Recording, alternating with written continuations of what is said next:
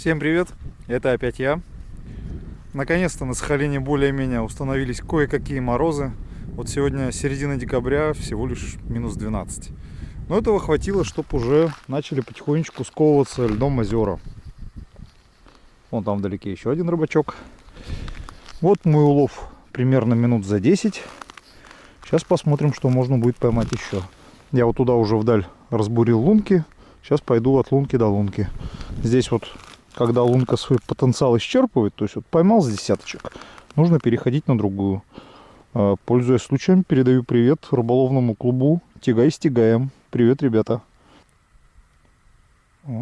Привет. На первой лунке, хорошенькая. Это все угай красноперка. Но я жду в том числе еще и кунжи.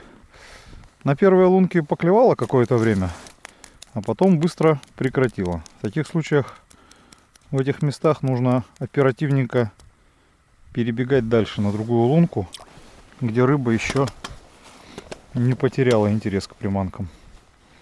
Ну и так и случилось. Вот только на новую лунку попал, тоже вот пару штучек поймал.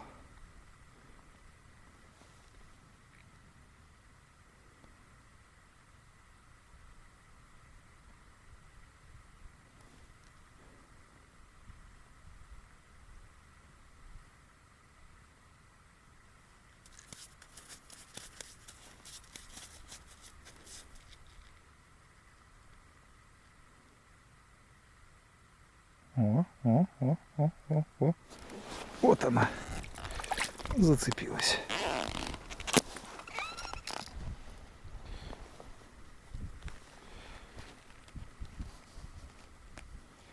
Не крупная, но сойдет. Парыша уже менять надо. Может и на остатки кто-нибудь соблазнится.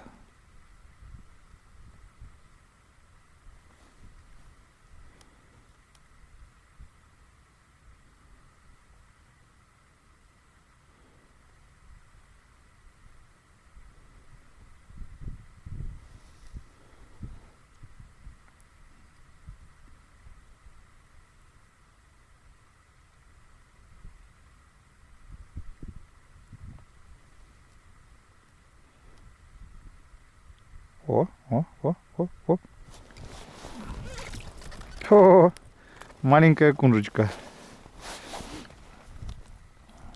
Я хочу здесь большую поймать, поэтому маленькую отпущу. Я именно поэтому не одел мормышку. В этом месте, если хочешь поймать тонну красноперки, нужно одевать мормышку. Но я хочу помимо красноперки еще и кунжу поймать. А ее здесь больше шансов поймать на блесенку.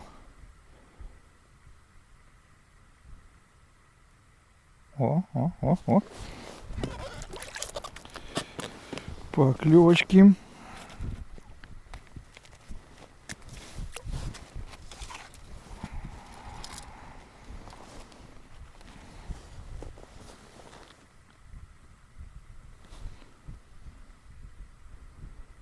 В среднем тут получается с каждой лунки поймать где-то 8. Ух ты! 8-15 штук. Потом приходится переходить на другое место, потому что точка устает. Устает от такого издевательства над ней. Поправить опарыша. Точка устает от издевательства, рыба клевать перестает. Перейдешь буквально метров 15 в сторону, и все возобновляется. Но есть также и просто лунки, которые мертво молчат, в которых вообще ничегошеньки нет. Как всегда в рыбалке, все методом тыка.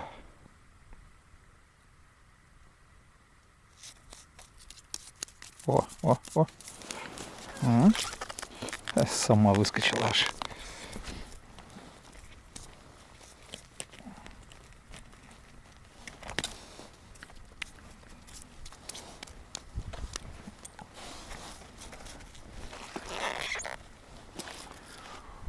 Уже более-менее стандартный результат для ловли вот с одной лунки.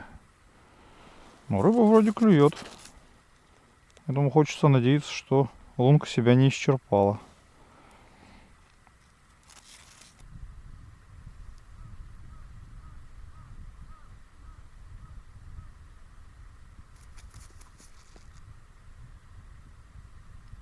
О. Ну, как сразу потянуло резко.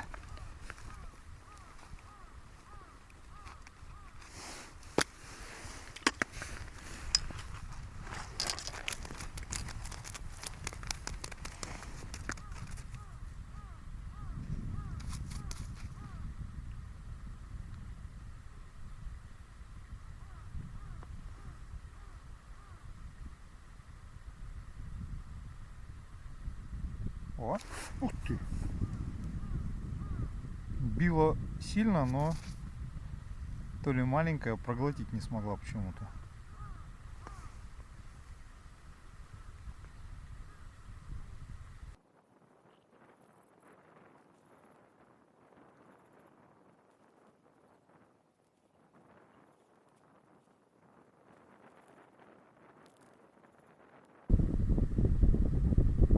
О.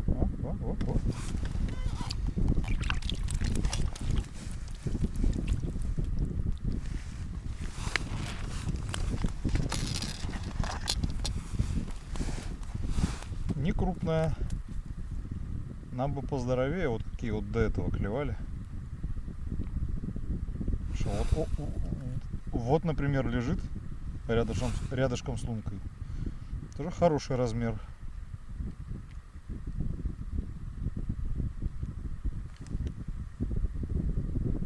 Время уже подходит к обеду, и клев уже, к сожалению, не такой интенсивный, как с утра. С другой стороны, я уже наловил рыбы достаточно, пора идти ее собирать.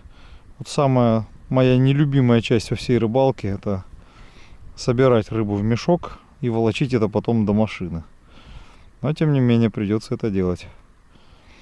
Сейчас тогда сверну снасти, соберу рыбу и до дому. Ловил, кстати, на мою любимую блесну клюшку с подсадкой опарыша. Она из-за своей вот такой кривой формы клюшки очень красиво тонет в воде. Так вся вот переливается, осыпается. Я сначала вот сильно поддергиваю, чтобы она долго падала и осыпалась. А потом вот жду поклевки того, кто издалека пришел на эти блики, мерцания. Ну и, как видите, приходит рыба. Как говорится, любишь кататься, люби и саночки возить. Любишь рыбачить, люби и рыбу таскать. О, примерзла. Отдирать приходится. Я всю рыбу оставлял возле лунок, где рыбачил. Сейчас просто по этим лункам хожу и собираю. Сами видите, какая-то лунка была более успешная, дала рыбы побольше, а какая-то там вообще ничего не дала, а какая-то только одну рыбку. А самая, пожалуй, успешная была третья лунка.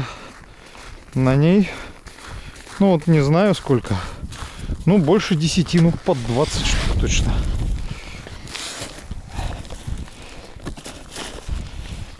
Так, в сумочке уже мало места. Ну что, меня можно поздравить с результатом: полная сумка рыбы. Тяжеловато сейчас будет все это тащить. Да, сумочка работящая оказалась. Она у меня примерно уже около года. Очень удобно под самую разную рыбу и летом, и зимой. Ну а также ежей в ней таскаю, гребешков. Кто часто возит рыбу в больших количествах в машине, очень рекомендую. У нее еще и крышка на молнии, и через это отверстие можно внутрь накладывать. На Wildberries стоит вообще недорого, что-то там по порядка то ли 1500, то ли 2000 рублей. Рекомендую. Кому интересно, оставлю ссылку в описании к видео. Вот я и дома, а значит, дошло дело до говорящих рук. Красноперка на Сахалине традиционно котлетная рыба. Ее даже не все называют вот угай, красноперка, ее большинство называют просто котлета. Но котлеты — это, во-первых, долгая волокита. Я котлеты отложил на завтра. Сегодня я всего лишь вот на ужин очистил от чешуи и потрохов 3 штучки и собираюсь их быстренько пожарить. Сейчас покажу как. Сначала филе.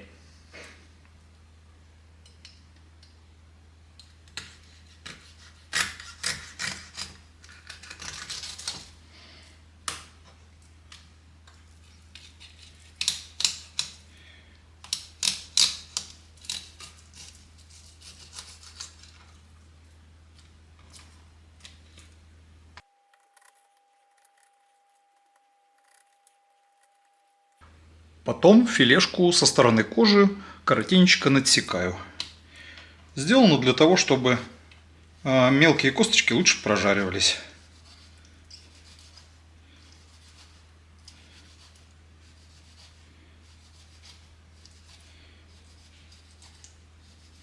Когда рыба надсечена, я ее присаливаю.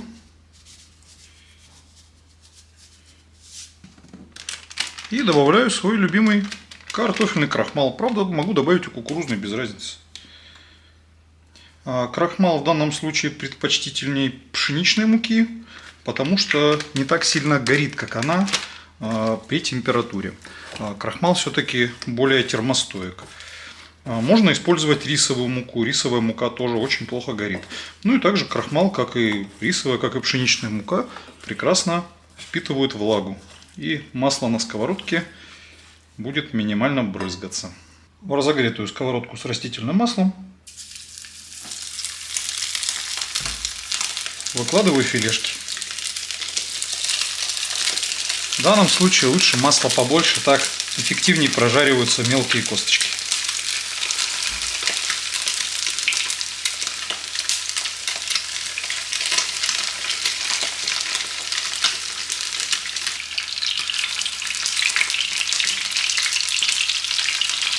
Если кому-то кажется, что рыба недостаточно прожарена, потому что нет золотистой корочки, так вот как раз потому, что используется крахмал, золотистой корочки-то и нет. То есть пшеничная мука уже давно бы дала этот эффект. А вот крахмал не дает, скажем так, подгореть рыбе раньше времени. Поэтому это позволяет ее в масле жарить дольше и прожаривать эффективнее. Пока жарится оставшаяся рыба, предлагаю отдегустировать, что у нас получилось.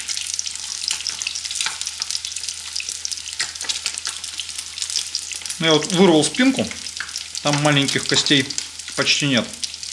А так вот основная масса мелких косточек, она, честно говоря, не особенно прожарилась. За что у нас, собственно, на Сахалине красноперку и не жалуют. А так вот я сейчас им спинку. Это очень вкусная рыба. У меня постоянно гости, туристы, и они всегда просят пожарить эту красноперку. И когда я им ее готовлю, они все говорят, что она похожа на плотву. Я на Западе никогда не был, плотвы никогда не ел. Поэтому доверюсь их словам. А туристы с центра, ну то есть там Омск, Красноярск, говорят, что похоже там на какого-то их чебака. Не знаю, чебака ихнего тоже не ел. У нас чебаком называют езя. Да, вот этой рыбки поменьше бы костей, она бы у нас была тоже в фаворитах. Всем пока-пока, до свидания.